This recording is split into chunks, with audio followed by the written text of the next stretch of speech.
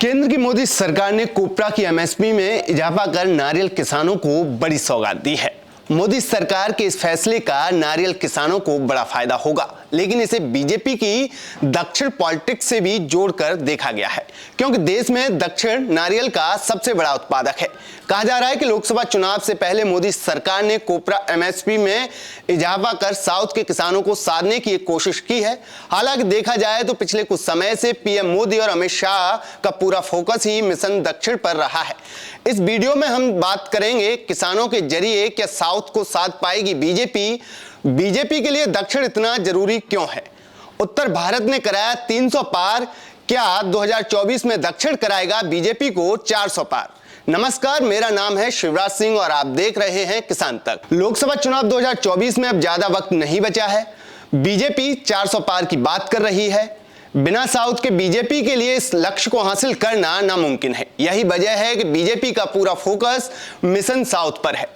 चुनाव से पहले मोदी सरकार हर वर्ग को साधने की कोशिश में लगी है। इसी कड़ी में मोदी सरकार ने हाल ही में नए सीजन के लिए मिलिंग कोपरा की एमएसपी पर 300 रुपए प्रति क्विंटल और बॉल कोपरा की एमएसपी पर 250 रुपए प्रति क्विंटल की बढ़ोतरी की है। बता दें कि पिछले 10 साल में कोपरा की एमएसपी में 100% से अधिक का इजाफा हुआ है। 2014-15 में मिलिंग कोपरा के लिए 5,250 रुपए प्रति क्विंटल और बॉल कोपरा के लिए 5,500 रुपए प्रति क्विंटल एमएसपी मिलती थी, जो अब बढ़कर 12,000 के करीब पहुंच गई है।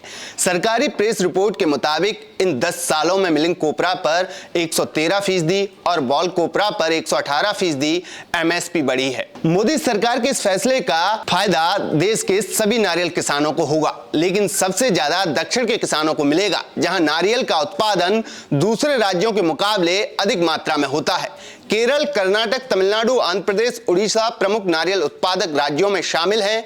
इसके अलावा पश्चिम बंगाल, महाराष्ट्र, गुजरात, असम और बिहार में भी नारियल का उत्पादन होता है, लेकिन इन राज्यों के मुकाबले बहुत कम मात्रा में। ऐसे में मोदी सरकार के इस फैसले को बीजेपी की दक्षिण पॉलिटिक्स से जोड़कर देखा जा रहा है। दरअसल लोकसभा चुनाव 2024 के लिए बीजेपी ने 400 प्लस का लक्ष्य रखा है। अगर बीजेपी को इस आंकड़े को हासिल करना है तो उसे दक्षिण के राज्यों में भी अच्छा प्रदर्शन करना होगा। ये तब है जब बीजेपी आज की तारीख में दक्षिण से पूरी तरह से साफ हो चुकी है।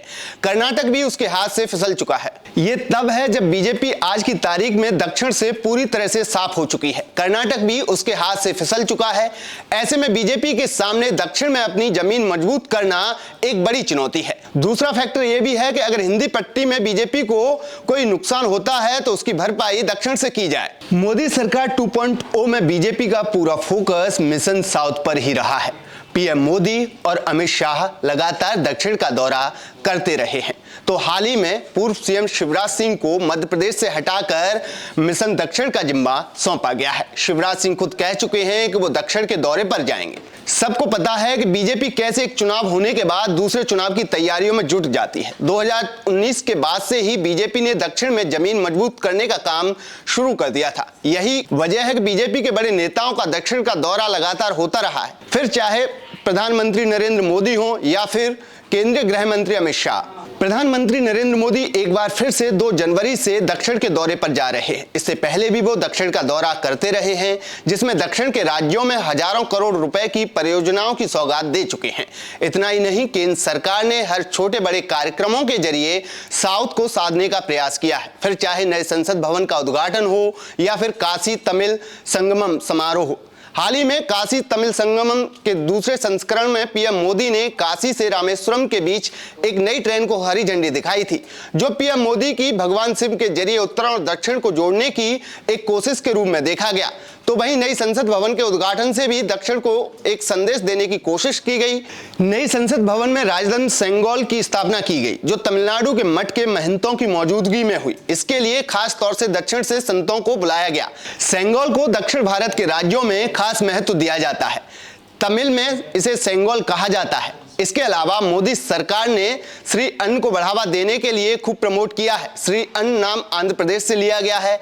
वहीं मोदी सरकार की कोशिशों का नतीजा है कि आज बनारस के प्रोडक्ट दक्षिण और दक्षिण के प्रोडक्ट बनारस में खूब पसंद किए जा रहे हैं।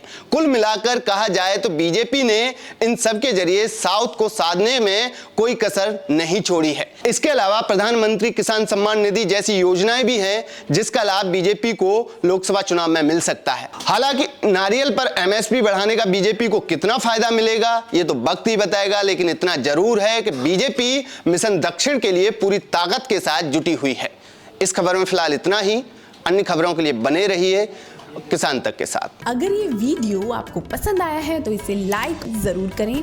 अगर चैनल अभी तक सब्सक्राइब नहीं किया है तो कर लें और नोटिफिकेशन पाने के लिए बेल आइकन भी दबा दें।